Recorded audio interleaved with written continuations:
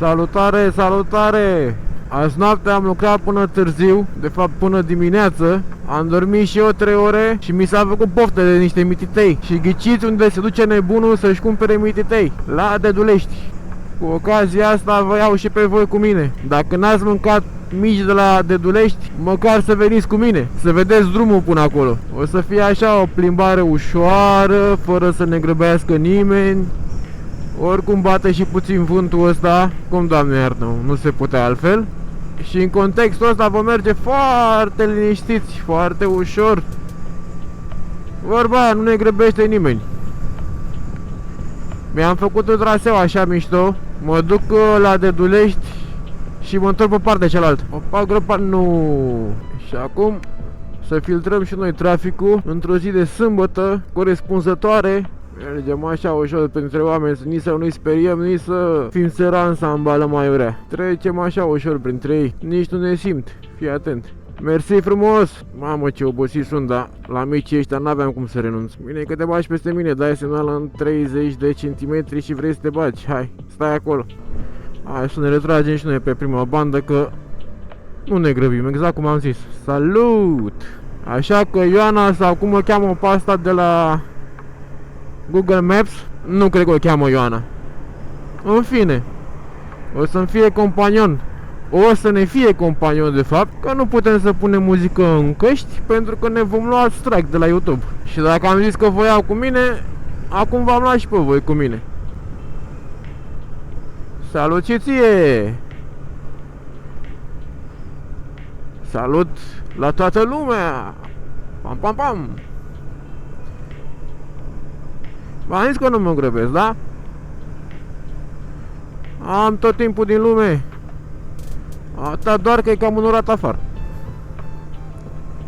Și e cam negru norul. Și n-aș vrea să mă prindă ploaia. Nu de alta, dar e cam răcoric afară și n-am chef să răcesc.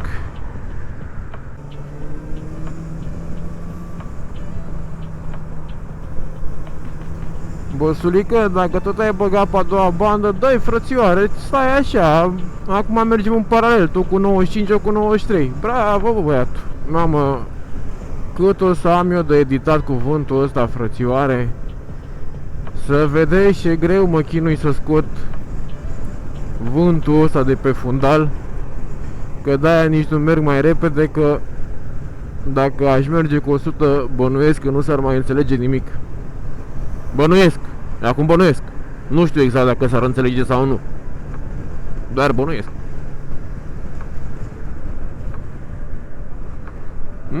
Bănuitor.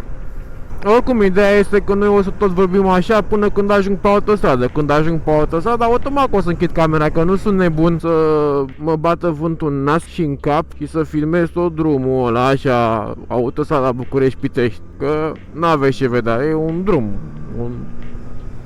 o șosea. Atâta doar că Ioana începe să mă calce pe nervi, că mă întrerupe. Și s-ar putea să îi dau cu șarap. Șarap, șarap, șarap. Trebuia să ies, că n-am mai ieșit de o săptămână și ceva. N-am mai ieșit și chiar aveam nevoie de o ieșeală de asta. Puteam să lucrez până la 11 dimineața și tot ieșeam. Am comandat suportul ăsta de telefon, dar încă văd că nu mi-a ajuns. Biluța asta mi-a ajuns, care am prins-o aici în filetul original al oglinzii. Dar brațul ăla încă nu mi-a ajuns. Aștept să mi ajungă. Și ăla și aripa pe față, că din păcate e spartă. Mă veți întreba oare cine a spart-o? Nu știu, eu doar am lipit-o. Acum aștept să-mi vină aia nouă. Am cumpărat-o pe negru lucios pentru că nu găsesc la culoarea ei de cumpărat. Asta trebuie să vopsesc eu. Dar dacă se vede bine pe negru lucios, nu mai stau să vopsesc. Acum, na, depinde dacă îmi place cum arată, dacă se potrivește cu negru ăsta pe care îl mai am pe aici. Adică Apropo, am uitat să vă zic că am schimbat manetele de frână și de ambreiaj și am pus de-astea short ca să-i completez look-ul. Short și cu reglaj. Bine că la frână aveam maneta reglabilă, dar nu aveam reglabile la ambreiaj. Ooleu! Doamne, ce gropane! Ia uite, bă, băiatule, ce aici? Bă, nene, mai repară și ăștia drumurile astea, mâncați-și gura ta. Frate, îți rup gâtul în craterele alea. Băi, ești nebun. Ferească Sfânt. Voi vă dați seama că și autostrada asta nouă A0 care se face în jurul Bucureștiului nu o să se îngrijească nimeni de ea. O să ajungă ca centura asta plină de gropi să-ți rup gâtul pe aici, pe șosea. Ia uite-l și pe ăsta. A dat să intre, s-a răzgândit omul, nu mai are treabă. Bine că am avut distanță față de el. Mamă, ce, Doamne iartă-mă aici, mă, frățioare, am ajuns pe Marte. Unde, Doamne iartă-mă, am ajuns? Frumos pe aici, nu mai vin. Să vedem pe unde o iau.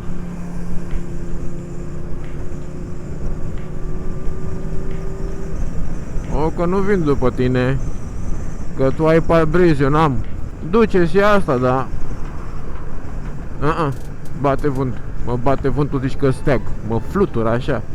Steag este sinonim cu drapel. Poți spune că sunt drapelul național. Mamă, ce-i și aici, frățiuie.